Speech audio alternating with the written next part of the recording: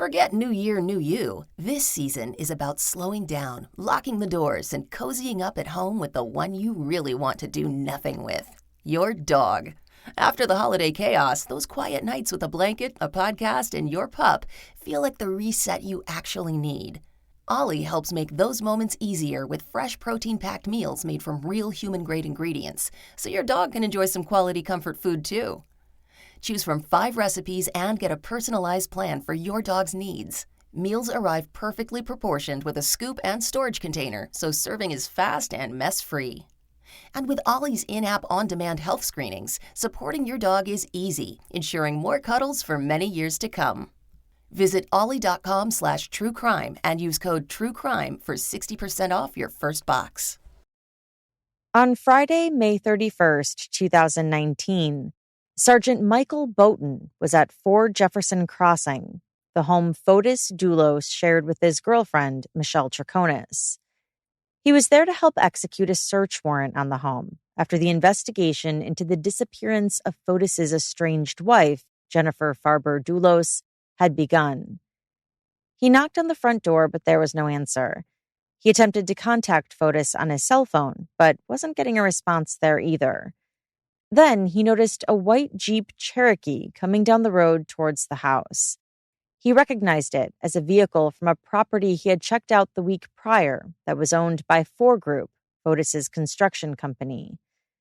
Inside the Cherokee, he could see a white male with a crew-style haircut. At first, he believed it was Fotis. The Cherokee didn't stop, however. It just kept driving past. But because the street wasn't a through street, there was only one way in and out, the car ended up coming back towards him the opposite direction.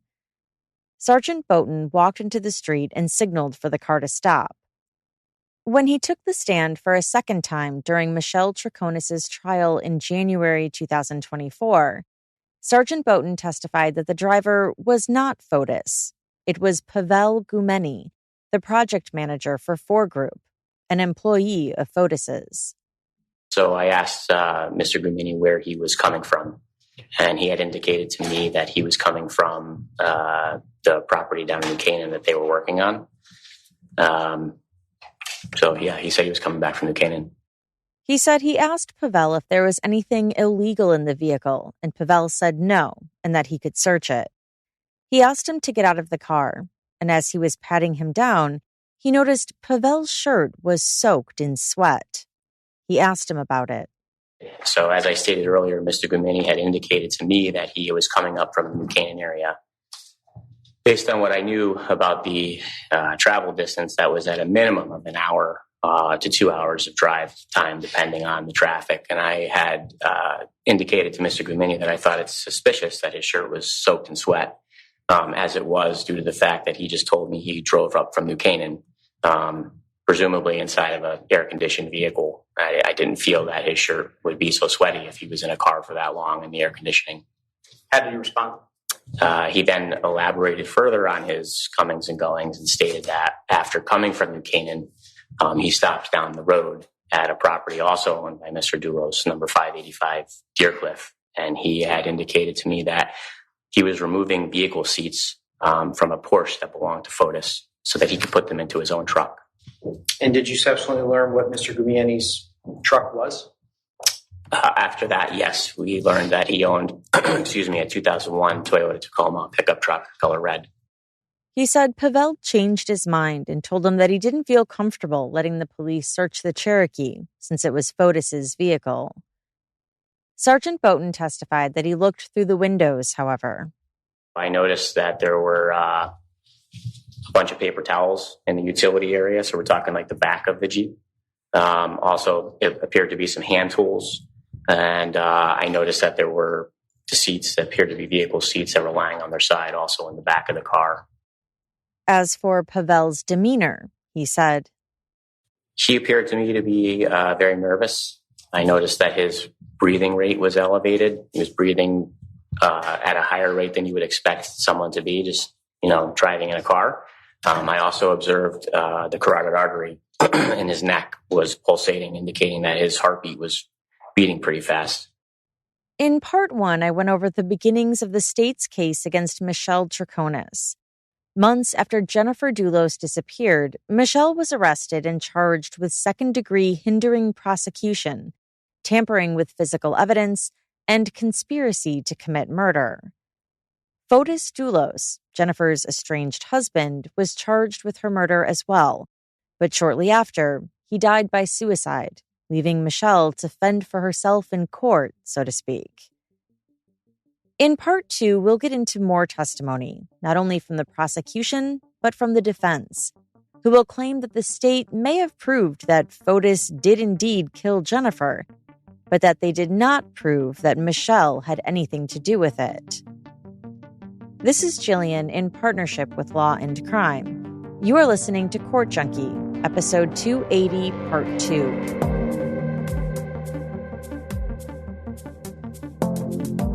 I am always looking for ways to get myself and my family to drink more water. I know that drinking water is important to staying hydrated and healthy, and that 60% of our bodies are made of water. But if you're like me, you'd probably rather not drink tap water. Unfortunately, according to extensive research by the Environmental Working Group, virtually every home in America has harmful contaminants in its tap water. No, thank you. That's why you have to check out AquaTrue. AquaTrue purifiers use a 4-stage reverse osmosis purification process, and their countertop purifiers work with no installation or plumbing. That's the type that we have. It removes 15 times more contaminants than ordinary pitcher filters. And if you don't want the countertop version, not to worry. They have water purifiers that fit every type of home, including higher capacity ones that go underneath your sink. They even have a Wi-Fi connected purifier and alkaline mineral options. The technology AquaTrue uses is the same technology used by all of the major bottled water brands, but now it's available in your home without the plastic waste. And the filters are affordable and long-lasting. So instead of having to change them every 2 to 3 months, AquaTrue filters last from 6 months to 2 years. And I saved the best part for last. The water tastes very different. It's completely noticeable, and it is fantastic. I've been drinking more water, and so have my husband and our kids. It's super easy to set up and maintain, and with AquaTrue, I know that it's not just filtered, but purified. AquaTrue comes with a 30-day money-back guarantee and even makes a great gift. Today, Court Junkies receive 20% off any AquaTrue purifier. Just go to aquatrue.com. That's AQUATRU.com and enter the code COURT at checkout. That's 20% off any AquaTrue water purifier when you go to aquatrue.com and use the code COURT. Normally, I find bras to be super uncomfortable to wear, especially the underwire ones. I never like to say I hate anything, but And it's usually the first thing I'm just dying to take off the minute I get home from anywhere. But I find that's not the case when I'm wearing one of my bras from SKIMS. And I never thought I would actually like wearing an underwire bra again, but here we are. My favorite SKIMS bras are, of course, the wireless ones. But when I'm looking for more coverage and support, I go with the Fits Everybody t-shirt bra. First of all, their whole Fits Everybody line I just love. But this bra holds me in place and feels like it was made just for me. Another one I really like is their Fits Everybody unlined demi bra. This one is great because not only does it provide the support I'm looking for, but it's so seamless under so many of my tops. Shop SKIMS Bras at skims.com, now available in 62 sizes, from 30A to 46H. If you haven't yet, be sure to let them know I sent you. After you place your order, select podcast in the survey, and then select Court Junkie in the drop-down menu that follows. That's at skims.com.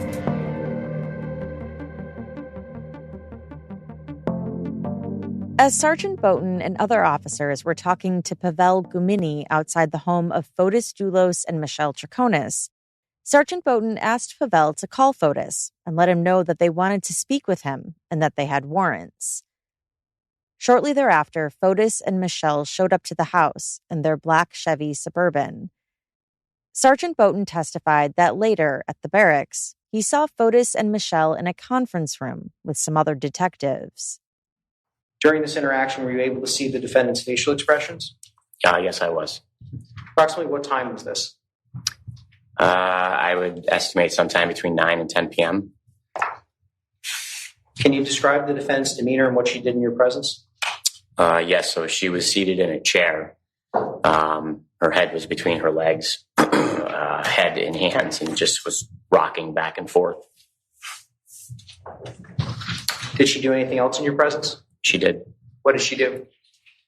At some point, she looked over at Fotis with what I would describe a stern look. She made eye contact with him. I would object to his characterization of someone's, what he calls, a look. It's appropriate opinion, Judge. Well, it's based on the perception of the witness. Overruled. You may finish your answer, sir. So what I would describe as a stern look, and was just shaking her head back and forth at him. I mean, you shaking her head back and forth. Which direction is she shaking her head?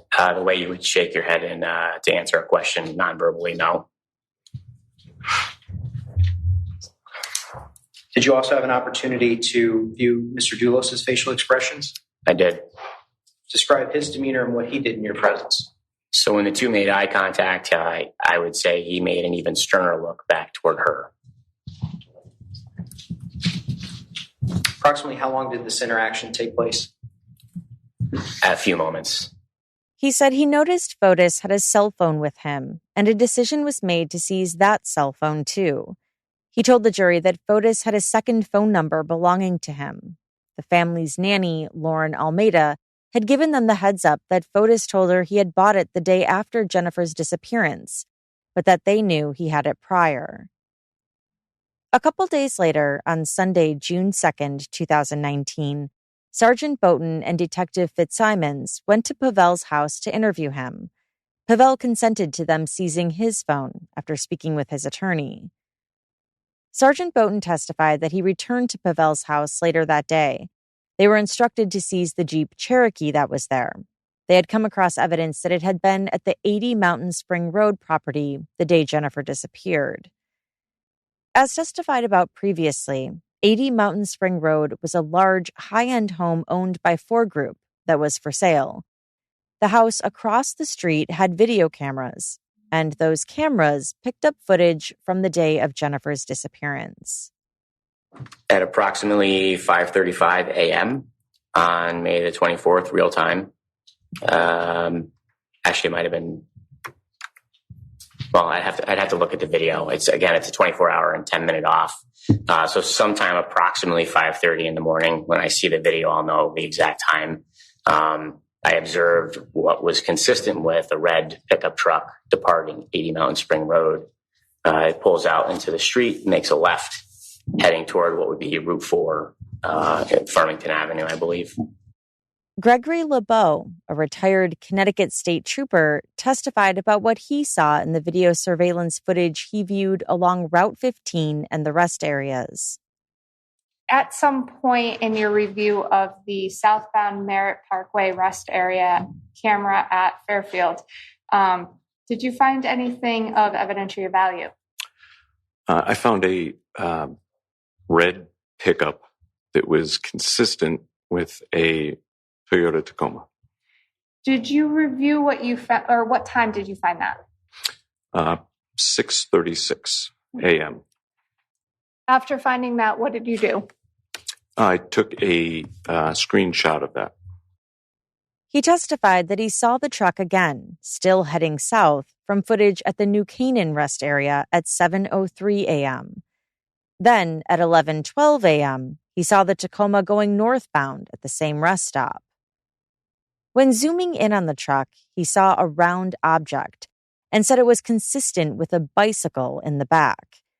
There was an objection from the defense at this point, which was sustained. At 11:25 a.m., he saw the Tacoma traveling northbound at the Fairfield rest stop. He was asked why he took screenshots of the truck. I was extremely interested in the objects in the back of the pickup truck. And states 87. Same question, sir. Why'd you take this shot? Same. I was interested to see if I could identify what was in the back of the red pickup truck. Screenshots of the truck from the footage were shown to the jury. The close-ups do appear to show a bicycle in the back. LeBeau testified that the New Canaan rest area is about 300 to 400 feet away from the park where Jennifer's vehicle was eventually found. Officer Kelly Coughlin was recalled to the stand as well, and she told the jury that she too analyzed surveillance footage. She saw a reddish Tacoma on Lapham Road at 7:40 a.m., also near where Jennifer's vehicle was later found. Sergeant Kenneth Ventresca testified that after the discovery of the Tacoma on surveillance, he decided to check the businesses going north along Route 8 to see if there was more footage. He testified that is a route back to Farmington, where Fotis and Michelle lived at 4 Jefferson Crossing. He said he found a camera at Valley Transit District, which showed the Tacoma heading north, which coincided with the footage earlier from the Fairfield rest stop. Then, a similar vehicle was seen at 12:22 p.m., arriving at the Mountain Spring Road home. Then, several hours later, at 5:27 p.m., it appeared again, driving away from the home, followed by a black Suburban with a luggage container on top. Detective Matt Riley processed the red Toyota Tacoma after it was seized in the case. Was it clean? Yes. I mean, it was... It appeared to be very clean, for a 18-year-old truck. I remember that the armors, the tires even looked like they had been washed and armor-rolled. I mean, it was... He described the seats on the driver's side and front passenger side.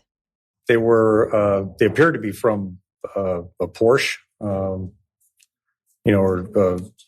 and they weren't affixed or bolted in any way to the floor of the pickup. They were just kind of sitting there. The driver's seat was kind of propped upright on like a small plastic bucket, something similar to something kitty litter or sand or so that sort of size. The passenger side seat was just kind of leaned back. Were either of those seats actually attached to the vehicle? No. Could you just lift them up and carry them off the car? Yes. In fact, that's what we did. Detective Riley testified that he searched 585 Deer Cliff Road, which was another home associated with Fotis and Fore Group, Fotis's company. There was a Porsche inside the garage. Inside the Porsche, there were no front seats. They were missing. Photos of the Tacoma were shown to the jury. Detective Riley said he visually inspected it and found a blood-like stain on the driver's side door. A presumptive test for blood came back positive. He conducted a second search on the Tacoma on June 25th. He said he noticed then that the license plates appeared to be clean and had 2 clean bolts each. He said no fingerprints were found when they were processed. Sydney Streeter was a parenting supervisor to Fotis Dulos. She told the jury that Fotis was not allowed to be on Jennifer's property until a supervisor was there, and that he always had to leave first. He was not allowed inside her residence at 69 Wells. She said on May 22, 2019, 2 days prior to Jennifer's disappearance, she oversaw a meeting between the two. She said the visitation was supposed to start at 3:30. Did you see him arrive? Yes. What was he driving? A black Suburban. What was his initial interaction with the children like? Pretty friendly. What did you observe about their interaction? What did they do? They noticed that Fotis had a new haircut. They joked about it, and then they all jumped on him and rubbed his head. Did he bring anything with him? Yes. What did he bring with him? Food, candy, and cake. How long was the visit supposed to last? 3 hours. And were you supposed to and required to be there for the entire 3 hours? Yes. She said he also brought the kids chocolate Easter bunnies. When Jennifer said that she too liked chocolate, Fotis snapped off an ear from one of the bunnies and gave it to her. She said later that night, Fotis went to Grace Farms with some of the kids to play basketball, and then they came back to Jennifer's home for dinner. She testified that Jennifer was hardly present at the 3-hour visitation and that Fotis never went inside the home. Now, I'm only going to stop here real quick and add this point in because this is a very info-heavy 2-part episode.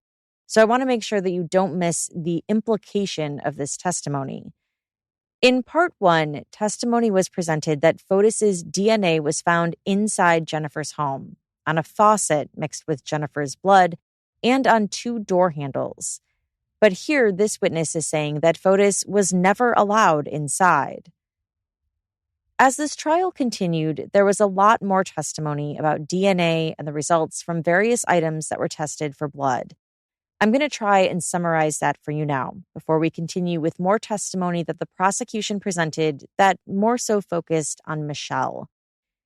As you might recall from part 1, there were numerous items that were retrieved from multiple trash cans after Fotis and Michelle were seen on surveillance video in Fotis's black Ford Raptor, discarding the items on the night of May 24th, 2019. All items were sent to the lab for testing, but only 3 were tested to confirm the presence of blood: a shirt, a bra, and part of a poncho. And all were confirmed to have contained human blood that belonged to Jennifer. There were 4 human hairs that were also collected from various items that were retrieved from the trash bins.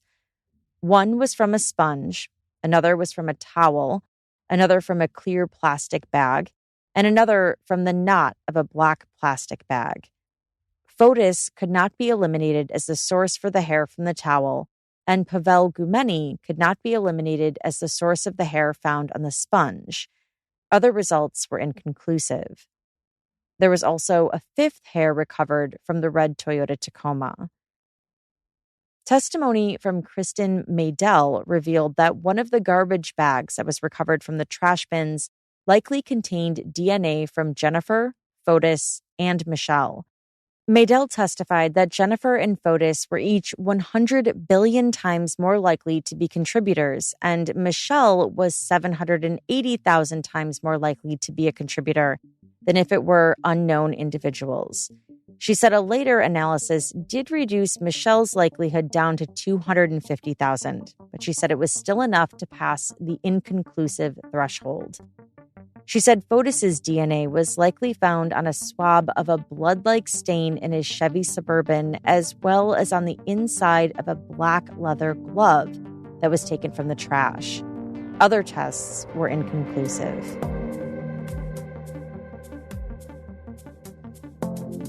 Support for today's episode comes from OneSkin. Maybe you had a little too much fun in the sun this summer, and your skin is feeling a little dry, tired, or less vibrant. If you want to hit the undo button on UV-induced aging, say hello to OneSkin, your secret weapon against the summer's toll on your skin. OneSkin products are all powered by the revolutionary OS1 peptide. This proprietary peptide is scientifically proven to reduce dysfunctional, also called senescent cells, a central source of skin aging. Their scientists have shown that it can actually reverse the biological age of skin by several years in their groundbreaking research. Healthier, more youthful-looking skin doesn't just look great, but it's good for your overall health, too. As the leaves change color this fall, help your skin undergo its own transformation with OneSkin. Their products work tirelessly to repair, rejuvenate, and erase the signs of summer damage, ensuring you step into this new season with the healthiest skin of your life. Head on over to oneskin.co and explore how their products can become your skin's new savior. For a limited time, our listeners can get 15% off OneSkin with our code COURT at oneskin.co. One of my favorite OneSkin products is their eye topical supplement, their essential eye cream. I was a little skeptical at first, but after using it for a couple weeks now, I feel like it makes my skin around my eyes more soft and vibrant. OneSkin is the world's first skin longevity company.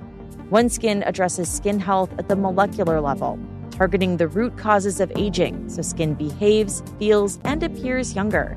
It's time to get started with your new face, eye, and body routine at a discounted rate today. Get 15% off with the code COURT at oneskin.co. That's 15% off oneskin.co with the code COURT. After you purchase, they'll ask you where you heard about them. Please support our show and tell them Court Junkie sent you. We only have one body, one skin, and only you can choose to make it better. Age healthy with OneSkin.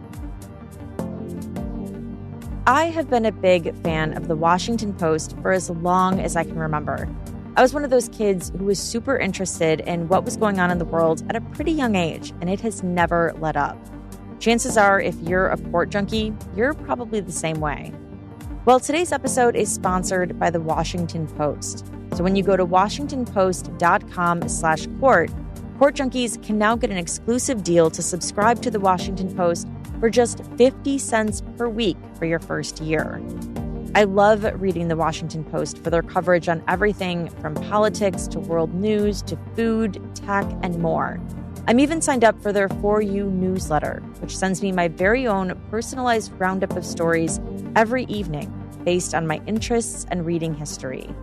And their app is great. It makes it easy to stay up to date and navigate all the news stories coming in. The Post even offers a cool feature for you audio lovers. You can actually listen to articles in addition to reading them. With the election rapidly approaching, now is the time to sign up for the Washington Post. Go to washingtonpost.com/court to subscribe for just 50 cents per week for your first year. That's 80% off their typical offer, so this is truly a steal. Once again, that's washingtonpost.com/court to subscribe for just 50 cents per week for your first year. Pavel Gumeni testified that he was a carpenter who used to work at 4 Group starting back in 2016. He told the jury that they worked out of Fotis's home at 4 Jefferson Crossing, above the garage. He said Jennifer Dulos was a good person, delicate, nice, and friendly. He testified that Fotis announced one day at a team meeting that he and Jennifer were separating. Sometime after, Jennifer moved out. He said she asked him a few times to help her move some stuff out, and he did, without Fotis knowing. He said he did that because he liked her and wanted to help.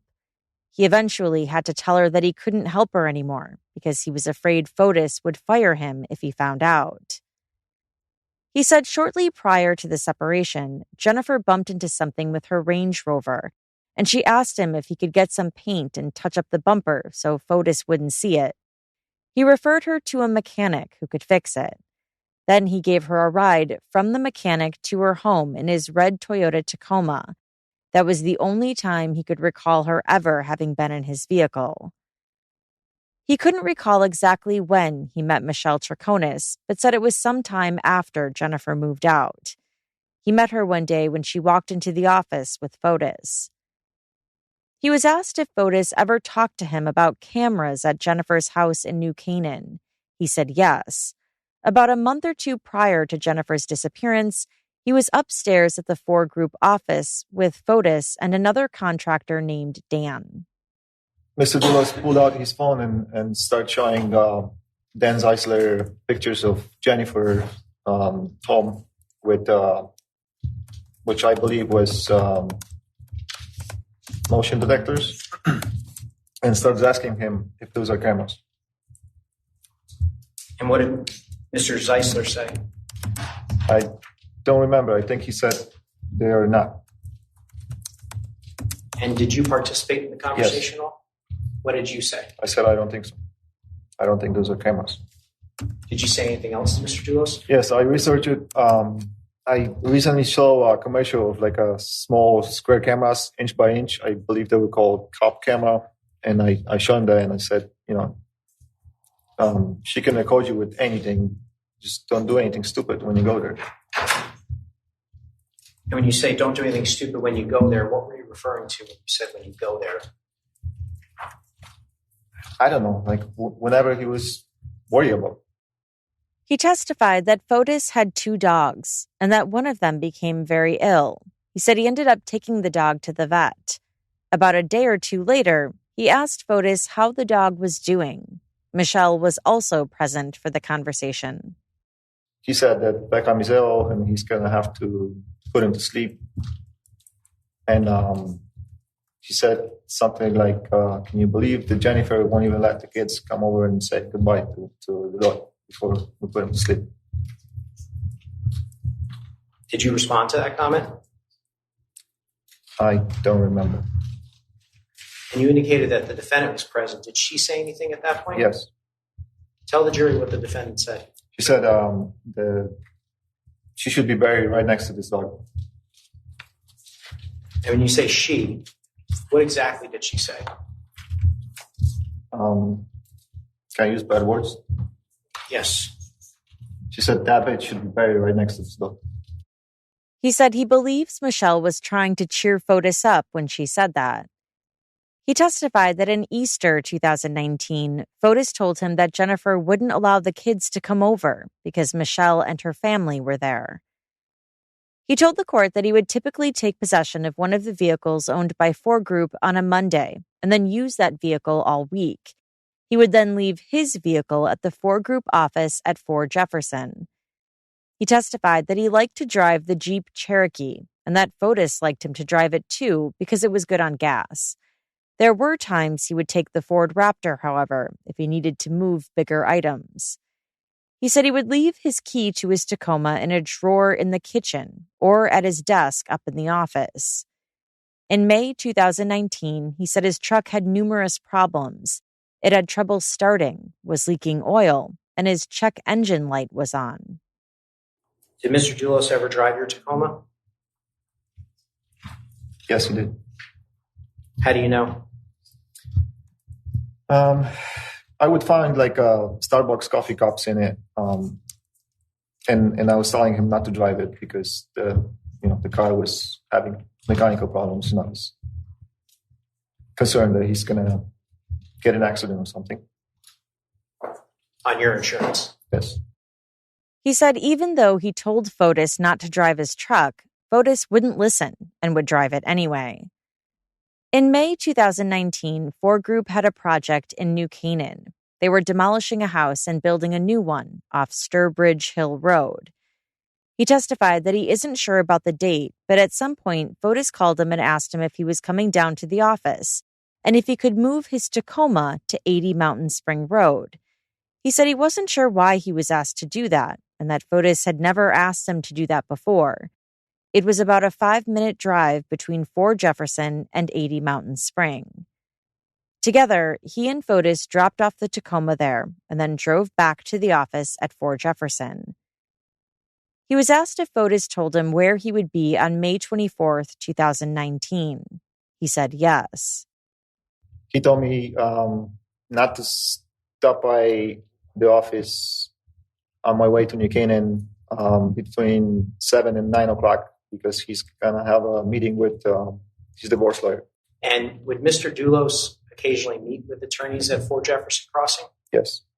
And were you present at times when an attorney would come to visit with Mr. Dulos? He would always tell me to go get lunch, go check on 80 Mountain Spring Road. He did not want me to be present. And was this the first time, however, that Mr. Dulos gave you advance notice that the attorney would be coming to the office? I believe so, yes.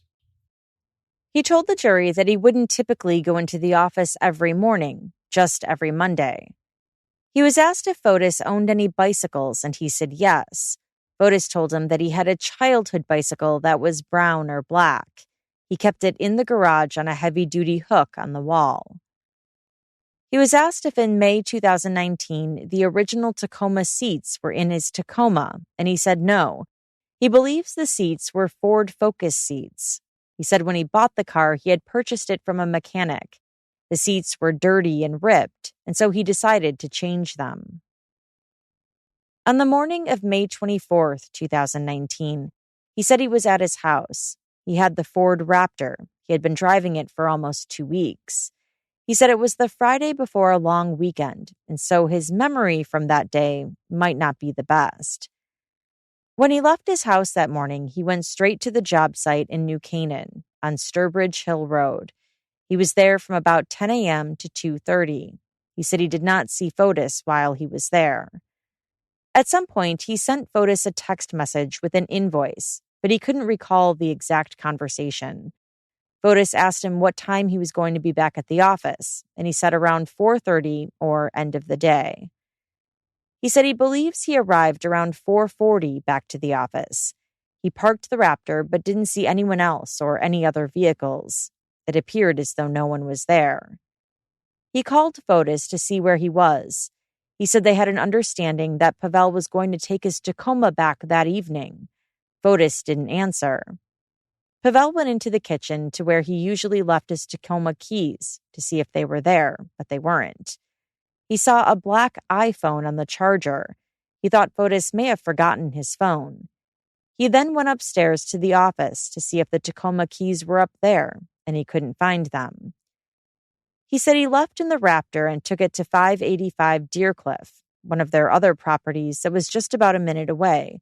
He said he wanted to grab a ramp so that he could load his dirt bike onto the Tacoma when he got it back.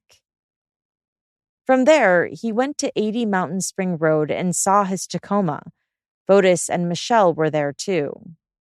How did Mr. Dulos react when he saw you? The way I can say, look, like surprised for a second or two. How did the defendant react when she saw you? About the same way. Did you get out of your vehicle? Yes, I did. Not your vehicle, out of the Raptor, I guess. And did you say anything to Mr. Dulos? Yeah, I made a comment about his hair. And when you say you made a comment about his hair, describe his hair for the jury. He was closely shaved.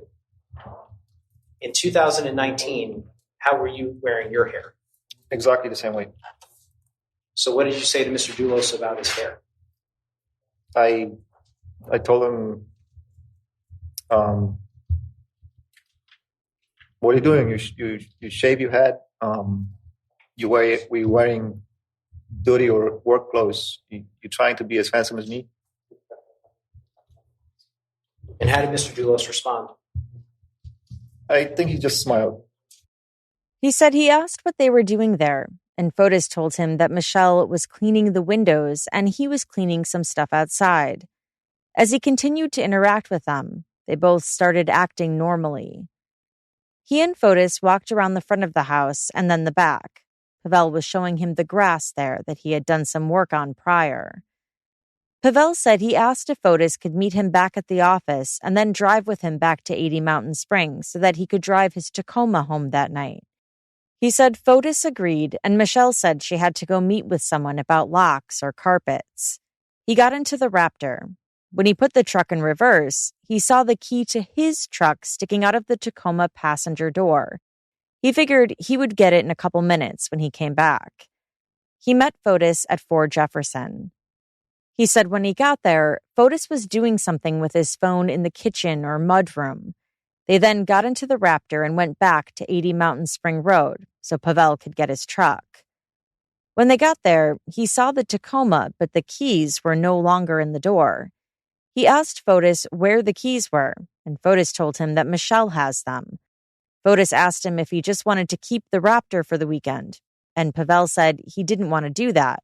He said he wanted to put his dirt bike in the Tacoma and didn't think it would fit in the Raptor.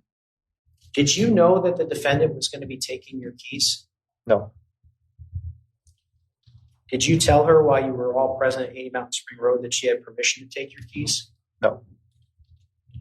Did she ever tell you that she was going to take your keys? No. Did Mr. Dulos ever tell you that she was going to take your keys? No. He said Fotis called Michelle, and at some point she returned with his keys. He couldn't recall what vehicle she was driving. After he got his keys, Fotis drove the Raptor, he took his Tacoma, and he doesn't know what Michelle was driving. He said he doesn't recall anything being out of place in his vehicle. He was asked if he saw anything that looked like blood, and he said no. He testified that he then went back to 585 Deercliff. Fotis followed him. Pavel said he was going to leave his Tacoma at 585 and then get a ride back to Fort Jefferson with Fotis. He would then drive his dirt bike to 585 and load it onto his Tacoma. He said he had trouble starting his dirt bike and played around with it for a bit. Fotis gave him the battery booster and was next to him. He was asked what Fotis's demeanor was like that day, and he said it was normal, calm. Now, Mr. Gumini, I want to talk to you now about an agreement that you have with the state's attorney's office. Yes. Are you familiar with that agreement? Which one?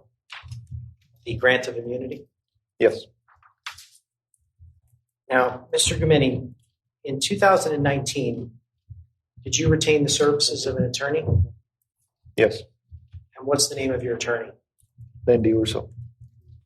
And in 2019, Mr. Urso had a conversation with then State's Attorney Colangelo. Is that correct? Yes. And former State's Attorney Colangelo indicated that you may not be charged with the crime of hindering prosecution if you agreed to cooperate with the investigation and prosecution of others in connection with the disappearance of Jennifer Farber Dulos on May 24, 2019. Is that correct? I believe that was verbal agreement at that time, yes. And more recently, specifically on December 4th, 2023, the current state's attorney, Mr. Forensic, put that agreement in writing. Is that correct? Yes. The questioning continued. Pavel was asked what he did on the evening of May 24th. He said he doesn't recall. The following day, on that Saturday, he said it was his wife's birthday party. He received a phone call from Fotis sometime in the afternoon. Fotis told him that he doesn't have his phone and to call him on a different one. He was asked if Fotis said anything to him about Jennifer at that point, and he said no. On Sunday, Fotis called him in the afternoon from the phone number he had given him the night before. Dulos told me that Jennifer is missing.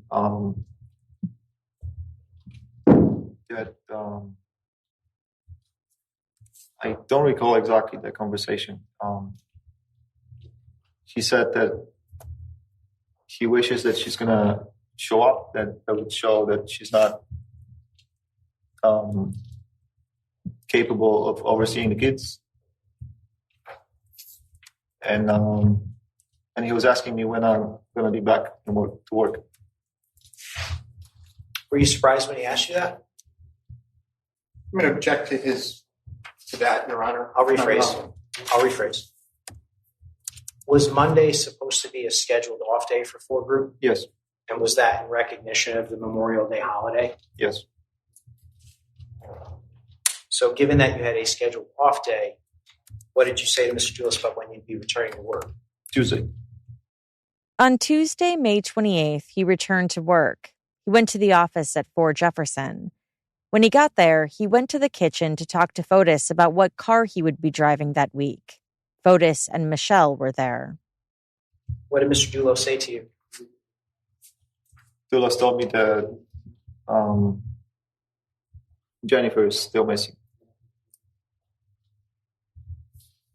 And I believe Michelle said that it could be the lawyers, they playing games. And so after the defendant said it could be the lawyers playing games, did Mr. Dulos say anything else? He asked me where was I on Friday. How did you respond to that? I told him that I was in New Canaan. Were you surprised that he was asking you that? Yeah. What else did he say? He asked me if there was any contractors with me. And I told him that I think yes, but I'm not sure. And did he say anything about writing down your whereabouts? I'm going to object leading and hearsay. Well, sustained on leading. What else did Mr. Dulos say to you? He asked me if I was calling him that morning. I'm sorry? He was asking me if I was calling him that morning. Calling him from your phone? Yes. And after he asked you this, what did he do? I said, I don't remember. Let me look on my phone. And I pulled my phone out and I started looking on it. And he asked me if he can see it. And what happened next? So I handed him my phone and he started looking through my calling history, I guess. Approximately how long did he have your phone? I want to say a few minutes, 5 minutes. And how far away was he from you when he had your phone? About 6 feet. What's the defendant doing as Mr. Dulos has your phone? She was standing right next. Did Mr. Dulos ever bring up writing a timeline? Yes. Tell the jury about that portion of the conversation. He told me that police took his phone, that he spoke with his attorney, and he told him to write down timeline. And he told me to look through my phone and write down where I was, who was throughout the day.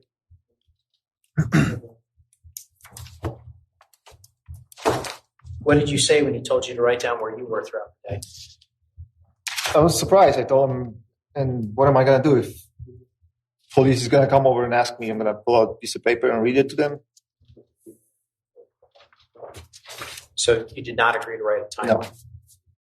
He testified that after he told Fotis that he wouldn't be writing a timeline, Michelle said that she wasn't going to do it either.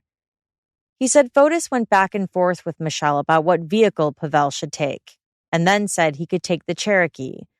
Pavel said he gave Fotis the keys to his Tacoma again. You testified earlier that the defendant had taken your keys from 80 Mountain Spring Road on May 24, 2019. Is that correct? Yes. Did the subject of the defendant having your keys come up during this conversation on May 28th? Yes, it did. Can you explain to the jury how it came up?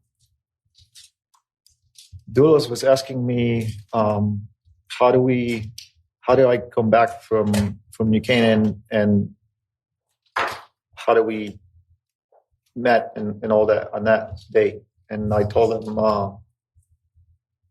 that once I get to 80 Mountain Spring Road to pick up my truck, there was no key for it. And he told me not to mention that Michelle had a key. So you brought up the fact that your key wasn't in the Tacoma, and Mr. Dulos told you not to mention that Michelle had the key? Yes. Prior to leaving in the Cherokee, he went back to his Tacoma to grab his tools. And then when I look back behind the seats, I discover a red bucket with blue, I think it was hoodie or jacket. Where exactly was the bucket? Behind one of the seats. Behind one of the seats? Yes. Do you recall which seat? I don't. Had you seen this bucket before? No. And what color was the bucket? Red. Can you describe the bucket to the jury in terms of its size? It was smaller than 5-gallon bucket with like a, like little nose in it, like cleaning bucket that you can makes it easier to pour it to water to a smaller container. What, if anything, did you do with the bucket? I took the bucket and I went upstairs through the office. I didn't see Dulos there, so I left it in the laundry room. And then I believe I saw him on my way back when I gave him back the key to my Tacoma, and I told him that I left the bucket in the laundry room. Did he say anything about the bucket? I said, thank you. I don't recall it. He said he went back to work in New Canaan. He was asked if there was a point that week where he helped Michelle move firewood, and he said yes, but he doesn't recall exactly what day that was. Where were you moving firewood from? He has woodshed on right back corner of his property. And did the topic of Jennifer Dulos' disappearance come up? Yes. Who brought it up? Michelle. Do you recall what the defendant said to you about Jennifer Dulos' disappearance? Yes, so Michelle was upset that her and her daughter pictures were posted by the news online. And she said, I'm going to kill that fucking bitch when she's going to turn up. And I said, don't say that. And she said that she's going to be suing the news. She's writing down who posted what pictures. And I believe at that time, Dulos walked out of dining room door, and then he was asking us. It became awkward. He asking us, "What are you guys doing?" And Michelle said, "Nothing. We're just talking." This is how the conversation ended. And Mr. Gumeni, you've recently disclosed that conversation. Is that correct? Yes. Why did you decide to recently tell my office about that conversation?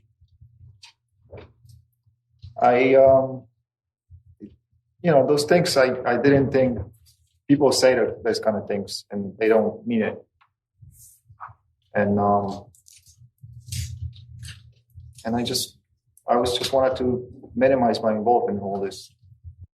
He was asked if there was a time that week where he and Fotis had a conversation about his Tacoma, and he said yes. He said he had a vape charger in his truck that he wanted to grab. He went to Fort Jefferson sometime in the afternoon, but Fotis wasn't there. He called him. So I call him and I ask him, where's, Fotis, you have my truck? And he says, yes, I'm coming back from the car wash. And I told him, you wash my truck? He says, yes. I said to him, thank you. Did you get it fixed too? I made a joke out of it. He says, no, just wash. When Fotis arrived, he parked the Tacoma in the driveway. Pavel said the exterior was clean. And when Mr. Dulos parked the Tacoma, what happened next? He opened the door and started playing with the side handle on the seat. And he told me, what's up with this? This doesn't work. The seats are not original. He told me, they look ghetto. You should get rid of them. You should change them. And I told him, yeah, I know it's the truck has other problems. I got to get to it. It's leaking oil and things like that. And I told him, I'll get to it. But he told me, no, you should change the seats. You should fix the truck, sell it, or lower the price, and sell the truck. I'll give you a good deal on the Jeep. And I told him, I don't want your Jeep. I need something that's all-wheel drive for snow plowing. You indicated lower the price on your vehicle. Were you trying to sell your vehicle? I had that in mind for like a year to upgrade it to get a better truck, but I didn't post it anywhere. He said Fotis gave him his key and he put it in his pocket, even though he continued to drive the Jeep. He was asked if Fotis had ever washed his truck before, and he said no. Pavel testified that also that week, Fotis called him and asked him to come to Fort Jefferson and take his Tacoma home or park it in the garage. He said the news crews were there and he didn't have a key. Pavel and his wife went over there. Now, by this point, you knew that Jennifer Dulos was missing, correct? Yes.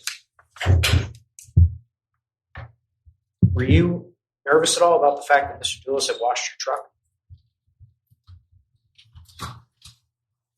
Not until I have this next conversation. He said he wasn't suspicious at that point because he had known Fotis for a very long time. He said he trusted him, that he was a good guy. But on Thursday, May 30th, 2019, he had another conversation with Fotis about the Tacoma's seats when they were both at Fort Jefferson. I believe he started with telling me if I wanted to go down the road to the Chevy dealer and see if I can buy a small Chevy. And I told him, that I don't like Chevys. I like Tacoma. And he told me, he asked me where can I buy seats? Junkyard. And I told him, yeah, I think I can get them in the junkyard. He told me, go to junkyard, get Tacoma seats or some other seats, pay cash, and I will reimburse you for it. And he told me if I call you or if we talk about it on the phone, let's not call it seats, let's call it hardware. When Mr. Dulos indicated that he wanted to refer to the seats as hardware, how did you react? I didn't know what to say. I was shocked. I didn't say anything. He said after that conversation, he began growing suspicious of Fotis, but he didn't want to lose his job. He had a wife and 2 kids, and this was his main income. He said there was a guy who had quit recently, and Fotis had gone after him pretty hard with the non-compete agreement. The following day, on May 31st, 2019, Fotis called him and asked if he was going to get the hardware, meaning the new seats. He said it was the first time Fotis had used that term on the phone. He said he was nervous about it. He ended up going to 3 different places, but not purchasing any seats. He then went back to the office and confronted Fotis. I just couldn't hold it anymore, and I just went off on him. I told him, what's up with my truck? Why did you clean it? And he smiled at me and says, because you were never going to do it. And I told him, seriously, why did you clean my truck? And he says, don't worry about it. There's nothing going on. I went to Jennifer's house for Mother's Day. I gave her a hug. I held the cat. And then I came back, and I was having the same clothes, and I was driving your truck. There might be hair in it or something. I just want to clean everything. The police might come in. They find something. They're going to destroy my name, destroy the company name. No one's going to ever want to build it with me. And I said, why do you want me to change the seats? What's up with the seats? And he said, can we not talk about it? Can you just do it? He testified that Fotis had become scared and angry. Pavel said he told him the only thing he could think of was to take the seats out of the Porsche that was located in the garage at the property on Deer Cliff Road. Fotis told him to go do that. Pavel went to Deer Cliff and attempted to take the Porsche seats out, but had trouble. He went back to Fort Jefferson and told Fotis, but Fotis insisted that he do it. He said Fotis told him that he had to get rid of the seats so no one will ever find them. Mr. Gimini, did you ever directly ask Mr. Dulos whether or not he had killed his wife? No. Why not? It wasn't fitting in my head that he would have been capable of doing such thing. And I just didn't want to lose my job. He went back to Deer Cliff and was able to remove the seats. He put them in the Jeep and then drove back to Fort Jefferson. As he was pulling up, that's when he saw the police officers. He was asked why he didn't stop, and he said he didn't want to bother anyone, so he just kept driving. He described being stopped by the officers. He was asked if when he went home later that night, he switched the seats in the Tacoma with the Porsche seats, and he said yes, but he didn't finish the job and stopped doing it. He said he put the seats he had taken out next to his truck in the garage. He said he wanted to keep them in case the police asked him for them. Were you concerned at this point that those seats may have been used in a crime? I have my doubts, but I still couldn't fit in my head that Dulos would go and do something to Jennifer. He doesn't recall the date, but said sometime later, Fotis sent him his lawyer's phone number. He told me, I send you some phone numbers in case if you get approached by police or something, don't talk to them. Call the lawyer. Have them talk to the lawyer. And I told him I can just talk to them and I can just tell them what I was. Like, why do I need a lawyer for? And he told me that no, you don't understand. You're on your green card here. You don't want to talk to police. They're gonna put you in the corner. They're gonna ask you questions. They're gonna lie to you. They're gonna threaten you that they're gonna arrest you and deport you out of here. You don't want to do that. Just have them talk to the lawyer. He was asked if when he gave police his phone to download, if he knew that there were deleted items on there. He said the police told him that, but he doesn't know what the deleted items were. He was asked if when police came to his house, he told detectives about the car seats he had, and he said no. He didn't want to talk to them without his lawyer present. He was worried about his green card and about being charged with something. He said he asked them to set up a meeting with his attorney, and then he could give them more information. Detective Michael Clark analyzed Fotis Dulos' cell phone. He said there was a gap in usage from the morning of Jennifer's disappearance until the afternoon. He told the jury that there were several incoming text messages from 7:18 a.m. through 10:12 a.m., but that none were opened and viewed until 1:33 p.m. During this time, he said the phone was at the Ford Jefferson Crossing house. It moved around the house and the camera was accessed, but no texts or phone calls were answered, aside from one call. At 8:26 a.m., a call came in from one of Fotis' friends in Greece. According to testimony, this call was arranged the night before. A prior text message between the two men showed Fotis telling the friend to call him at that time. Also, according to testimony, Michelle had told officers in her third interview with them that she had actually answered this phone call, not Fotis. Later in the day, there was a flurry of activity, with the phone tracking from Ford Jefferson Crossing to 80 Mountain Spring Road to Albany Avenue, where those trash cans were located. The Ford Raptor's GPS also corroborated that activity. Surveillance video from a car wash was displayed for the jury, showing that on May 29th, Fotis dropped off a red Toyota Tacoma. He paid in cash, left no name, and listed the wrong model Toyota on the form.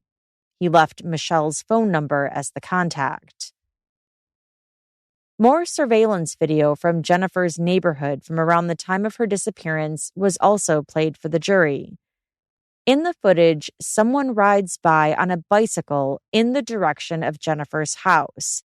Then, a few hours later, what appears to be a black SUV, similar to Jennifer's, comes from the other direction, headed to where her car was ultimately found. In other surveillance footage from near Ford Jefferson Crossing, you could see smoke intermittently coming from the home's chimney. Gloria Farber, Jennifer's mom, was the state's final witness. Jennifer's 5 children reportedly followed her into the courtroom and were there with her for the first time during the trial. Gloria testified that Jennifer had never missed any of her children's birthdays or name days, and that neither she nor Jennifer's children had seen or heard from her since May 24, 2019. After the state rested their case, Michelle's attorneys moved for her to be acquitted of all charges, saying that while the state had proven that Fotis had caused the death of Jennifer Dulos, they didn't prove that Michelle had done anything. Their motion was denied.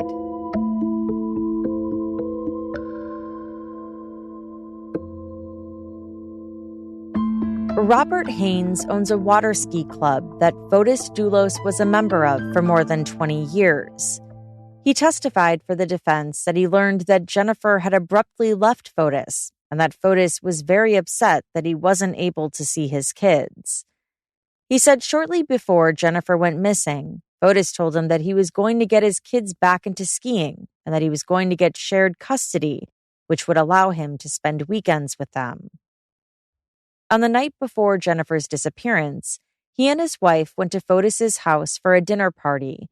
Another couple was also there with them. He said Fotis had short hair, which he had seen him with before, so he didn't think that was odd.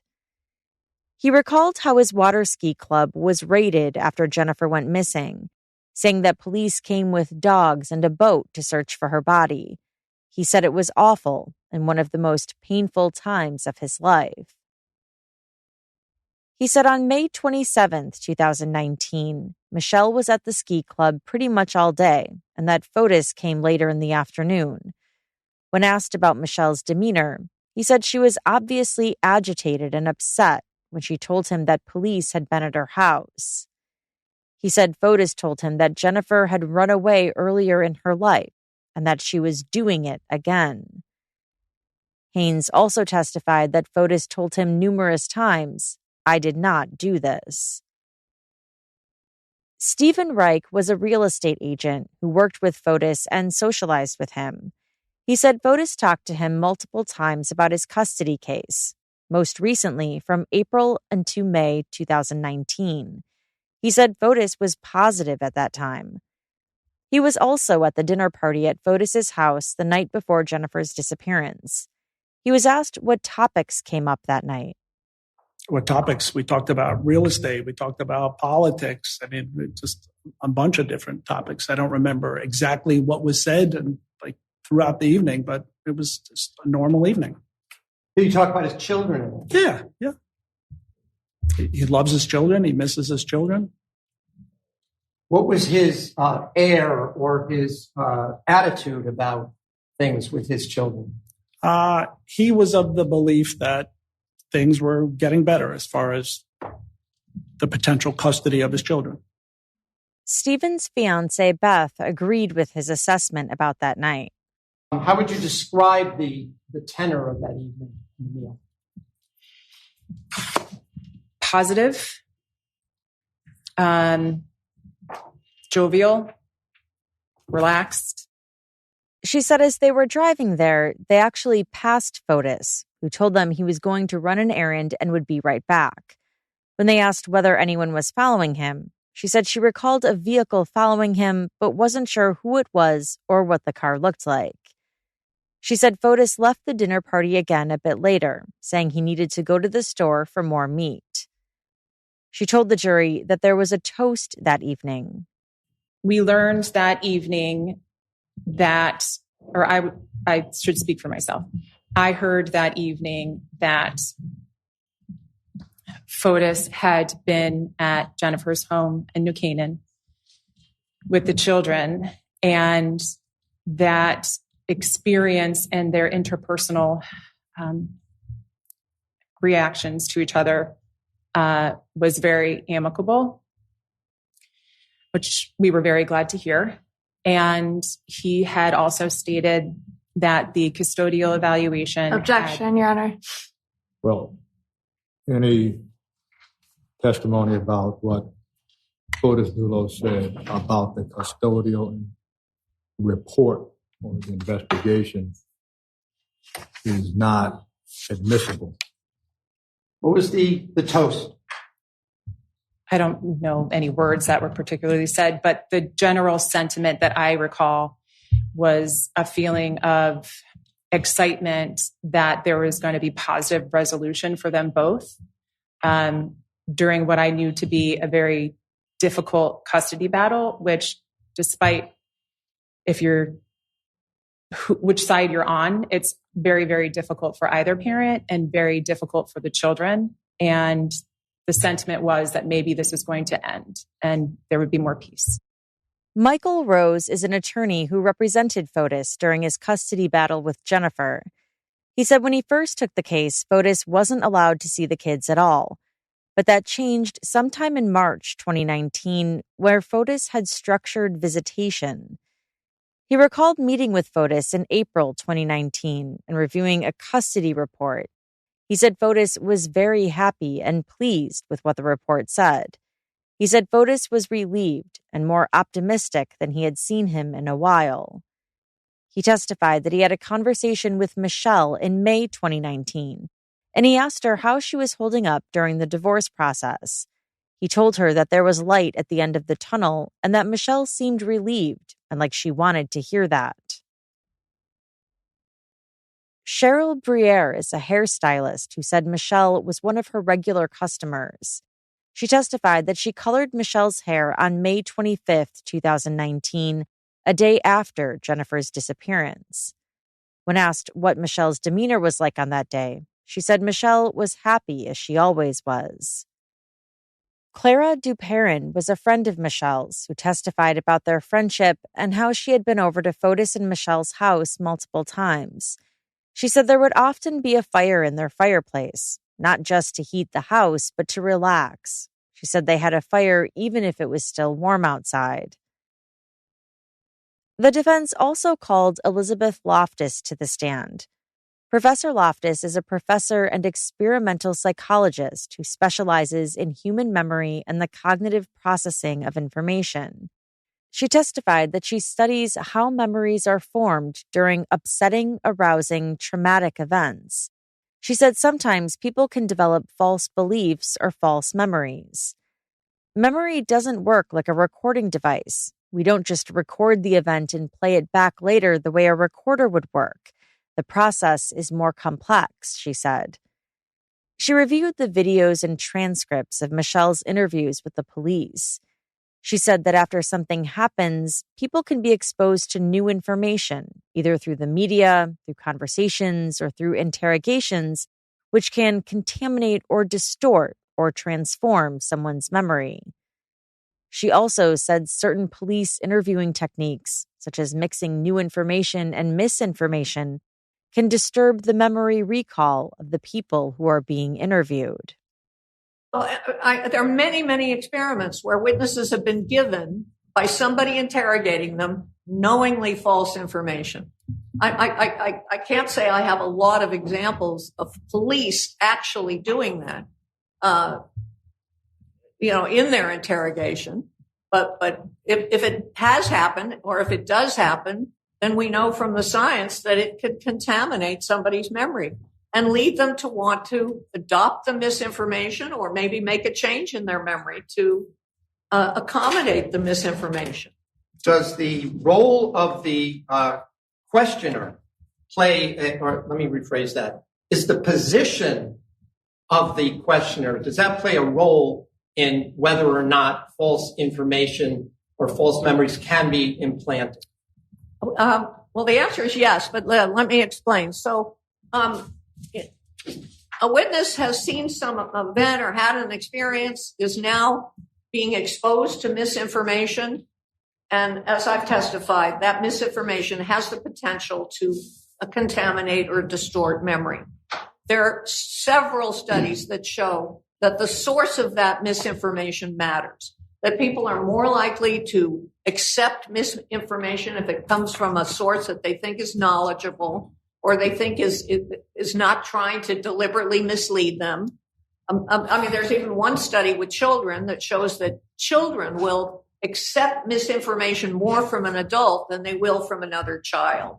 So these are experimental examples or scientific examples of how we know that the source of the misinformation does matter.